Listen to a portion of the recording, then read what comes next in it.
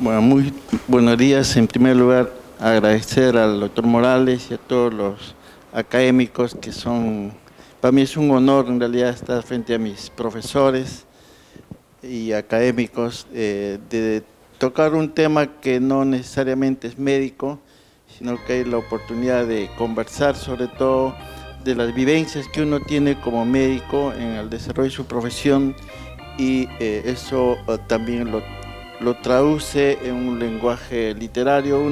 Yo no puedo pretender ser literato, en realidad lo que pretendo es difundir a través de una narrativa temas sanitarios que nos ha tocado vivir. Ustedes verán el librito que sacamos, se llama El Diablo de las 37 Iglesias, y eso era un tema de una ciudad tan religiosa como Huamanga. La pregunta era ¿por qué hay tantas iglesias, ¿no? Cuando se fundó tenían más o menos 20 o 30 familias, nada más. Después probablemente han ido creciendo, no sobrepasar los 2000 habitantes y tenían muchas iglesias, y eso llamaba la atención, ¿no? Entonces, esa pregunta se las hice a varios paisanos, digamos, de Ayacucho, y en realidad las opiniones eran diversas, y lo que ocurrió es de que Huancavelica está cerca, y Huancavelica era la mina que producía mercurio, para con eso sacar el oro en las minas de oro en Potosí y en otras minas del país. De modo que los españoles se dieron cuenta de eso, y luego de fundado Huamanga, estaba cerca a Huancavelica, donde se explotaba la mina. Los incas lo hacían de manera muy artesanal, y los españoles trajeron una tecnología para ese entonces que era un horno donde se ponían las rocas conteniendo el mercurio y se sacaba más cantidad de mercurio en menos tiempo. Sin embargo, ese problema, eso que causaba, también producía vapores, y estos vapores probablemente intoxicaban a la gente que trabajaba en estas minas, y empezaron a haber ya cuadros neurológicos en las personas que manipulaban estos hornos, y empezaron a presentarse convulsiones, movimientos involuntarios, movimientos atetóxicos, y alguien se apiadó de estos indígenas y en una cueva que tenía cerca de las minas hizo como una vivienda, ¿no? Que tenía casi 3 pisos por dentro, y donde daba alimentos o una atención inicial a estas personas que al final iban a morir ahí, ¿no? Entonces, cuando los dueños de la mina se dieron cuenta de que había este tipo de personas que tenían movimientos involuntarios, que no tenían miradas fijas, que para ellos era rara, para los españoles esto era que estaban poseídos por el diablo, y no los podían matar porque pensaban, como los incas creían en los apus y en los cerros, y como que todos los cerros estaban preñados de estos seres extraños, de modo que matarlos no era un buen negocio según ellos, entonces, porque podrían reproducirse más. Entonces optaron por evangelizar más intensamente. Eso significaba conseguir más curas, más iglesias. Entonces, a pesar de la población pequeña que tenía, contrataron un arquitecto para que hiciera las iglesias, y el arquitecto hizo un cálculo según la población de ese entonces para hacer una catequización hacia fondo, 37 iglesias, ¿no? Y hicieron el trato, el pago era con lingotes de oro, pero cuando ya estaban por las 33 iglesias, tenían problemas del acabado, que era lo más complicado, de modo que este arquitecto hizo el contacto con otro español para que lo ayudara a terminar las obras. Y lo ayudó, pero le puso una condición en el contrato, que si no le terminaba de pagar, podría pasar algo con su familia. Y este arquitecto había ido con su esposa y sus 3 hijas a Huamanga, y su objetivo era conseguir el oro y luego retornar a España, ¿no? Entonces, en estos momentos el arquitecto tomó la decisión de, si bien le hizo pagos iniciales al contratista que iba a acabar la obra, no le estaba pagando del todo, y entonces hizo una caravana con gente de su confianza, y envió a su esposa y su familia hacia Lima, y con los lingotes de oro que hasta ese momento tenía, y casi al mes se entera de que esta comisión no había llegado a Lima y habían desaparecido en realidad, no tenía ninguna noticia. Entonces había perdido el oro, había perdido a su familia y estaba solo, ¿no? Deprimido.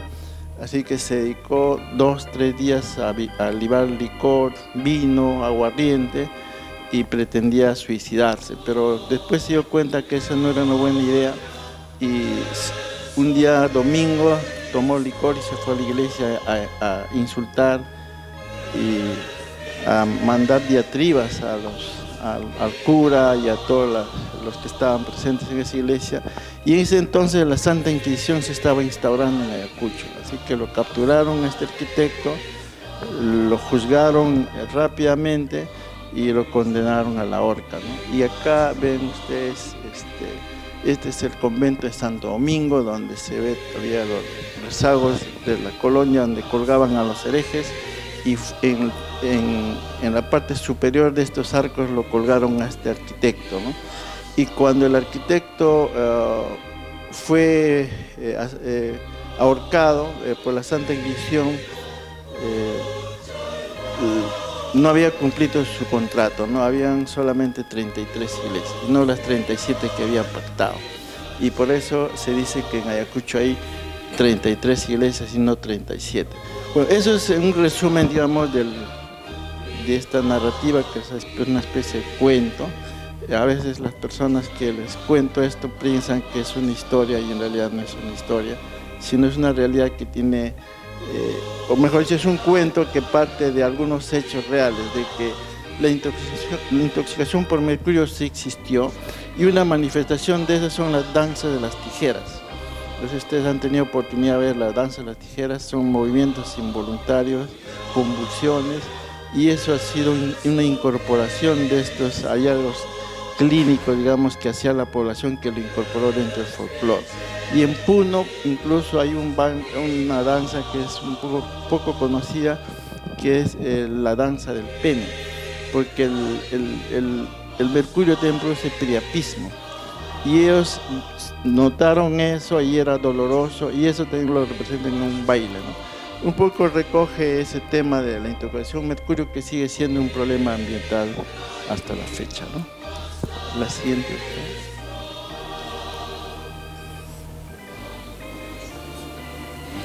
La siguiente. La siguiente. Entonces, a razón de este cuento, hemos incorporado otros 9 cuentos, y el otro cuento es El zorro y el sanitario. Y este cuento se basa se lleva a cabo en Curahuasi. Varios de ustedes deben conocer, ¿no? El doctor Garmiña debe conocer. Curahuasi está cerca, entre Cusco y Abancay, y es un valle de anís. Cuando uno llega ahí siente el olor a anís, ¿no? Y ahí hubo la oportunidad de buscar pacientes con lepra, porque había algunos pacientes que vivían, porque un sanatorio que se había instaurado cerca a Abancay, en Curahuasi había pacientes con lepra. Entonces en una oportunidad un médico tropicalista fue a este centro de salud en Curahuasi, después de haber traído un paciente con lepra que tenía lesiones ya en miembros superiores e inferiores. Le tomó una radiografía, y cuando estaba mostrando esa radiografía a un técnico sanitario, vio que había un movimiento ahí en la calle, fuera de la posta, y escucharon 3 disparos, ¿no? Y cuando vieron a la calle, una mujer caía, y que una bala había caído en la parte occipital. Y la persona que disparó estaba encapuchada, siguió corriendo, no se detuvo a pesar que ya lo había matado a la mujer, y entró al centro de salud donde estaba el técnico sanitario con el médico, y sin decir nada entró al centro de salud a buscarlo al sanitario. Entonces el médico que estaba mostrando la placa, cuando vio al costado el sanitario, ya no estaba, también había escapado. Entonces el sanitario corrió al fondo, el encapuchado también, y se escucharon también 3 disparos. Se pensó que había muerto el sanitario, y el encapuchado salió corriendo de la posta, y el sanitario lo que había hecho es había metido en el baño donde había una construcción previa, se había cubierto con unos tablones y lo único que le había pasado es que las balas le habían dado en la mano y prácticamente habían amputado los dedos de la mano. Y el médico en ese momento se dio cuenta del riesgo que corría este sanitario, se hizo la amputación, le puso antibióticos, sus vacunas y le dijo que fugara, ¿no? Y como este sanitario conocía la zona, agarró su caballo y se fue, ¿no? Y hablaba muy bien el quechua, la gente lo conocía y se fue. Y ese pueblo, como todos muy católico, había un domingo de Ramos donde se celebraba una misa y en ese momento cuando terminó la misa el cura salió a cerrar las puertas, se encontró que un animalito que algunos decían que era un perro, otros decían que era un zorro y en realidad era un no definido. Una señora viejita dijo esto más parece un zorro. Y ese zorro mordió al cura y se escapó. El cura no le dio mucha importancia a esta mordedura, se fue a su casa normal y después empezó a tener algunas manifestaciones clínicas, ¿no?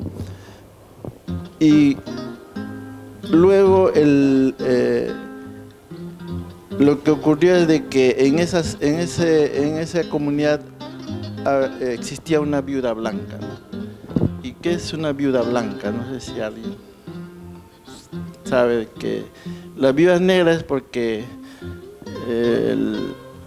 el marido murió y está seguro que está muerto, ¿no? Entonces lo que dicen es que las viudas son las únicas que saben dónde está su marido porque está muerto, ¿no?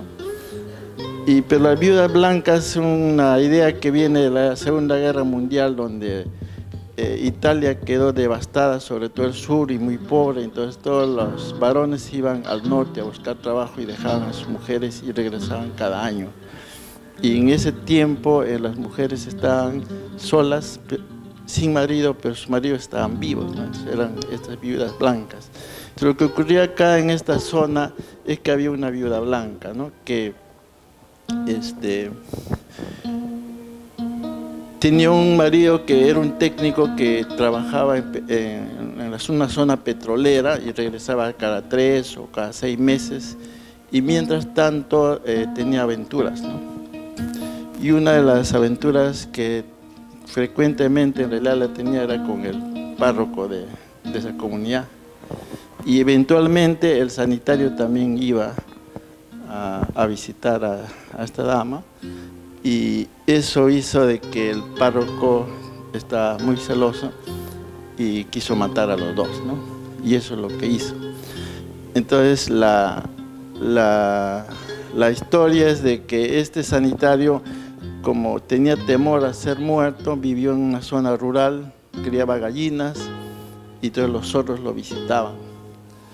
Y el mito es de que este sanitario se convirtió en zorro y fue a vengar la muerte de Petronila, que era la señora, y el cura murió de rabia, ¿no? Casi al mes de haber sido mordido por este zorro.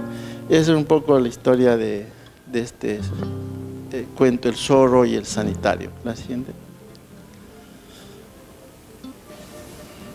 La calamina del desierto es un cuento corto que está basado en el fenómeno del niño. Ustedes saben, hay muchas enfermedades febriles y siempre los médicos asumimos que son enfermedades infecciosas y no siempre lo son. Y sobre todo en niños y en ancianos se ha dado lo que es el golpe calor, ¿no? Que en el niño del 97 recién se vio, pero cuando retrospectivamente uno ve, casi en todos los fenómenos del niño ha habido niños que han presentado convulsiones y han fallecido. Y esta es la historia de un niño de 2 años que vivía en Talara, hizo el golpe calor y lo llevaron a Sullana y lamentablemente falleció, ¿no? Y un poco es la historia de este niño que en realidad pasa y sueña que está en el infierno, sueña que se acerca a un río, un hilo de agua donde había un perrito, y al final sueña que su madre siempre está con él y logra sobrevivir a eso, ¿no? Pero la historia real es que este niño falleció. Cuando vimos a este niño, sus padres lo trajeron de Talar a Sullana, lo hospitalizaron y desaparecieron. Y cuando quisimos tomarle una muestra para hacer algún análisis, decían no se puede porque tiene que tener autorización de los padres. Entonces tuvieron que traer al fiscal, al médico legista. Y bueno, esa es una historia de este niño. Basado en eso es que se hizo este cuento, La Calamina del Desierto, ¿no? Y el sueño del niño era de que ese desierto de Sechura y todo ese desierto del norte algún día sean una pradera, ¿no? La siguiente.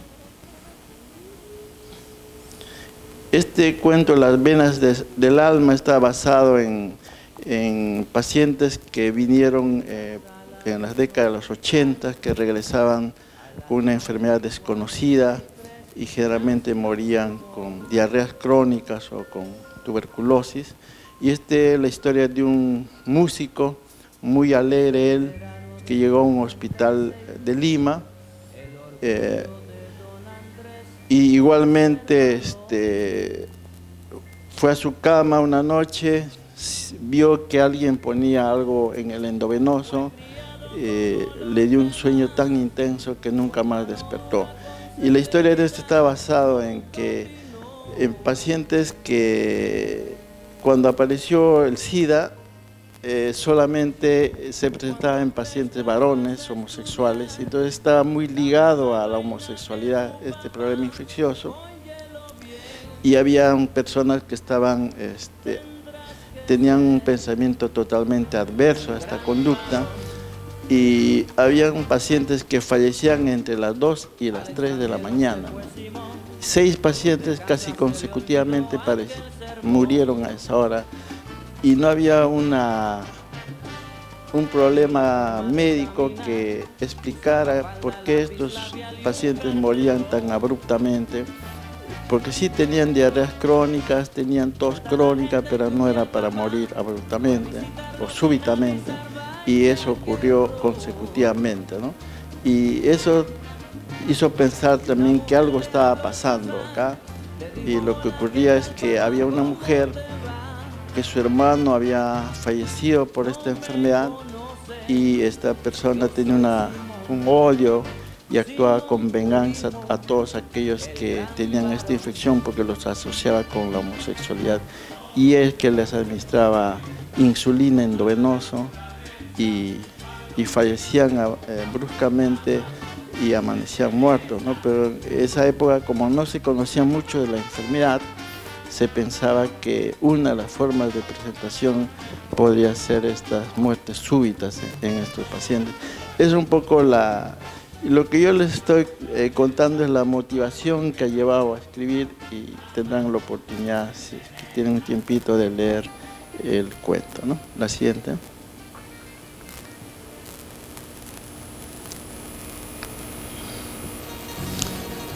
Mayo en quechua significa el río amarillo, y esta es la historia de migrantes, y ahora que hay venezolanos, al final creo que todos o la mayoría somos migrantes. Cuando ocurrió el problema del terrorismo, una familia íntegra migró de la sierra hacia la selva, porque en la sierra ya habían perdido un miembro de su familia, y se fueron a la selva pensando encontrar no solo paz, sino también recursos para seguir viviendo, y lo primero que encuentran es una epidemia de fiebre amarilla, ¿no? Y acá hay un niño de 11 años que sobrevive a esto y le recrimina a su padre, ¿no?, de que él es el culpable porque esta familia no solo perdió a uno de sus hermanos en los Andes por el terrorismo. Cuando migraron, murieron 3 hermanos más, y este niño sobrevivió, ¿no? Y este niño pequeño, pero que esta experiencia que tuvo de cursar con una enfermedad tan severa, lo hizo reflexionar al padre para retornar, ¿no? Y este niño en realidad es real que sobrevivió. La letalidad era más del 90%, no solo porque la infección es muy agresiva, sino porque tampoco había recursos para enfrentarla, ¿no? Y este niño, por ejemplo, como ya no habiendo venosos, recibía algo de glucosa por una sonda nasogástrica. Y un día el médico fue a atender un parto, salía como a las 3 de la mañana, y cuando se asomó por la sala de pediatría vio que el padre estaba velando a su niño con 4 velas, ¿no?, en el piso. Y cuando se fue a dormir, el médico no podía dormir, y pensando en lo que estaba pasando, y cuando regresó a ver, efectivamente el niño estaba en el piso con 4 velas en las esquinas, pero le tomó el pulso, vio la respiración y el niño estaba vivo, así que lo retornó a su cama y le administraron, no habiendo venosos, solamente agua azucarada por la sonda nasogástrica, y este niño sobrevivió. Y es un símbolo de cómo es que un migrante en medio de todo puede sobrevivir, y hizo reflexionar a su padre para retornar de donde habían venido, ¿no? Y también decirle, en esa época no había ni una sola dosis de vacuna, cuando habían miles de personas susceptibles y cientos de personas afectadas, ¿no? Y bueno, y la historia no ha cambiado. Ahora hay una crisis mundial en la producción de la vacuna, y como es una enfermedad desatendida, en realidad a las transnacionales no les interesa la producción, así que estos cuentos pueden hacerse cada vez realidad. La siguiente. Bueno, esta es una historia que nos contaron en Ginebra. Acá en la época del terrorismo, cuando llegaba un joven de las zonas donde había violencia política, no conseguía trabajo y menos podía entrar a las Fuerzas Armadas, y a la Marina menos, ¿no? Entonces, claro que a esa época tampoco los jóvenes estaban interesados en ser militares. Entonces muchos migraron a Europa, y muchos se posicionaron y tuvieron familias en Ginebra. Y un día que se fue a visitar esta casa, había un grupo de latinoamericanos en una fiesta libando vino, y es una casa que costaría varios millones de euros, por dentro muy hermoso. Entonces cuando se entró a esta casa, decíamos, ¿cómo es que ellos, siendo migrantes, estuvieran en una casa tan bonita y de mucho valor? Lo que había ocurrido es de que en esa casa vivía una boliviana, y la dueña era una abogada que tenía muchos recursos, se dedicó toda su vida en realidad a tener recursos para mejorar su casa y tener cuentas bancarias abultadas. Pero llegó a los 42 años y se enamoró de un pianista, y este pianista en realidad tenía muchas pretendientes, ¿no?, de todas las edades y de todos los estados. De modo que un par de veces salió con esta abogada y nunca más salió. La abogada, que era la primera vez que se enamoraba a los 42 años, se deprimió, se dedicó al alcohol, y consiguió una amiga boliviana migrante también, y las dos se dedicaron a libar. Ya casi a los 15 años de esa vida, la abogada murió de cirrosis, ¿no?, y con varices esofágicas y todo eso. La boliviana no sabía qué hacer porque era indocumentada. Lo único que hizo es avisar a los vecinos, pero rápidamente vinieron los del banco, los del seguro, a ver, y más interesados que en el muerto, estaban interesados en buscar un animal que había ahí, ¿no? Y esta abogada, como no tenía hijos, se había dedicado a criar gatos, y tenía un gato que era el de su preferencia. Entonces, cuando llegaron los del banco y los del seguro, llevando el testamento, a la boliviana para decirle de que esa casa y todos los recursos financieros que tenía la abogada habían sido destinados para Popeye. Y Popeye era el gato de la abogada, ¿no? Y mientras viviera el gato, la boliviana podía hacer uso de la vivienda. Entonces lo que hizo la boliviana es invitar a todos los amigos que encontró en todo su recorrido en Europa, y así que vivían ahí, y entonces tuvimos la oportunidad de compartir con ellos ese momento.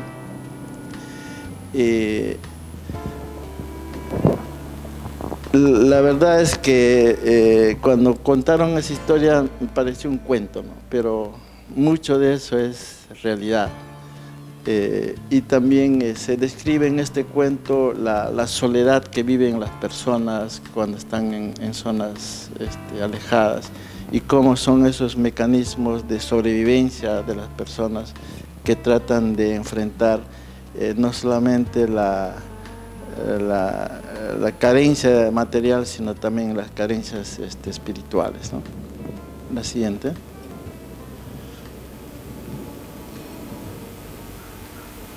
Bueno, esa es una foto más cercana a esa vivienda. La siguiente. Este cuento de la platera de Taxco es una ciudad muy bonita, muy parecida a Huamanga, donde desde la época colonial se explota mucho la plata y la orfebrería, ¿no? Es una ciudad muy bonita. Y ahí, como en toda Latinoamérica, en realidad hay la idea de que las mujeres no debieran entrar a las minas, porque si una mujer entra a la mina, la producción va a caer, y si la producción o se reduce o la mina se bloquea. Y hay derrumbes internos, y que la costumbre y la tradición es que las mujeres no podrían entrar a las minas.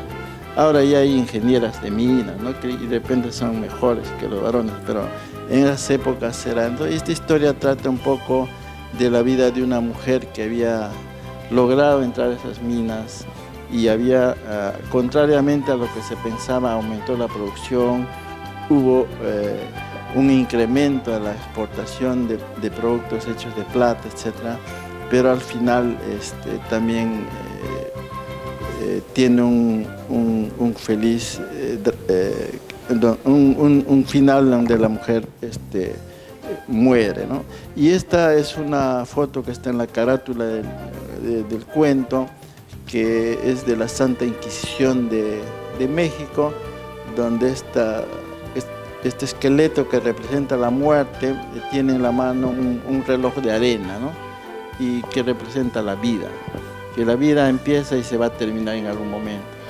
Y esa ave que está volando piensa que cuanto más lejos vuela puede alejarse la muerte, ¿no? Pero lo que la muerte le dice es que cuando la muerte llega, no importa cuán alto vuele, ¿no? Va a llegar el final. La siguiente. Y este es un cuento en quechua, pero que también está traducido al español. Es El gato negro de Don Tomás, que narra la historia de unos cuentos andinos que hablan del jarjacha, ¿no? Y el jarjacha es que cuando una persona tiene relaciones íntimas con familiares cercanos, se convierte en este monstruo que va a vagar por los cerros y no va a tener descanso hasta que alguien lo capture, pero utilizando sogas hechas de lana de alpaca o de llama, ¿no? Esa es una historia que es muy frecuente en la sierra, el cuento que uno escucha esto desde niño, y creo que es una forma de control social que se ha perdido, ¿no? O sea, si a uno de niño le cuentan que si tú tienes alguna relación íntima con algún familiar cercano, te vas a convertir en jarjacha. Entonces, desde niño uno sabe que eso no lo debe hacer. Y es un control social, pero que funciona en pueblos pequeños, ¿no? Ya en Lima eso, por ejemplo, no funcionaría, sería imposible. La siguiente. Y finalmente, El chicharrón del pistaco es una historia que también tiene algo de real, que una señora, un niño que en los desfiles siempre lo ponían al final del batallón porque era pequeñito y era gracioso, ¿no? Y causaba risa al público porque le ponían mochilas o lo vestían de algo. Y este niño lo consideraba eso un bullying y no quería hacer eso. Entonces cuando programaron un desfile un domingo, el niño rompió su zapato. Lo abrió totalmente para no ir al desfile. Y entonces le dijo al profesor, el domingo yo no pude ir a desfilar porque mi zapato está totalmente roto. Y el profesor le dice, pero niño, eso no es problema, pueden ir al zapatero y para el domingo tu zapato está bien. Entonces le obligaron al niño que vaya con su papá al zapatero. Y estando en el zapatero, un día sábado en la tarde, viene una señora a vender en quechua, a vender chicharrones con papas, estaban muy deliciosas, tenían un buen olor, de modo que el zapatero probó, le encantó el chicharrón, el papá del niño también, y el niño dijo, yo también quiero para mis hermanas, que eran 3 hermanas, entonces compraron más y prácticamente le compraron todos los chicharrones a la señora. Y bueno, se fueron, pero después se preguntaron, a esa señora nunca la habían visto en un pueblo pequeño, como que era una desconocida. Y al día siguiente hubo la noticia de que un pistaco había matado niños, ¿no? Y ya desde días anteriores que lo descubrieron, y corrió la bola de que esa mujer era parte de este grupo del pistaco y que en esa época lo que se pensaba es que los pistacos mataban gente para sacarle la grasa y esa grasa mezclar con el bronce para hacer las campanas como de María Angola porque sonaban mejor, ¿no? Esas eran las creencias, pero que esta vez no solamente usaban para eso sino también hacían chicharrones, ¿no? Y que este zapatero y sus clientes habían comido chicharrones ese día. Bueno, eso es en síntesis un poco las motivaciones que nos han inducido a hacer estas narraciones. Como digo, no pretendemos ser literatos, solamente de compartir estas vivencias y de repente si los que leen pueden conocer algo de los problemas sanitarios a través de estas historias, ¿no? Muchas gracias.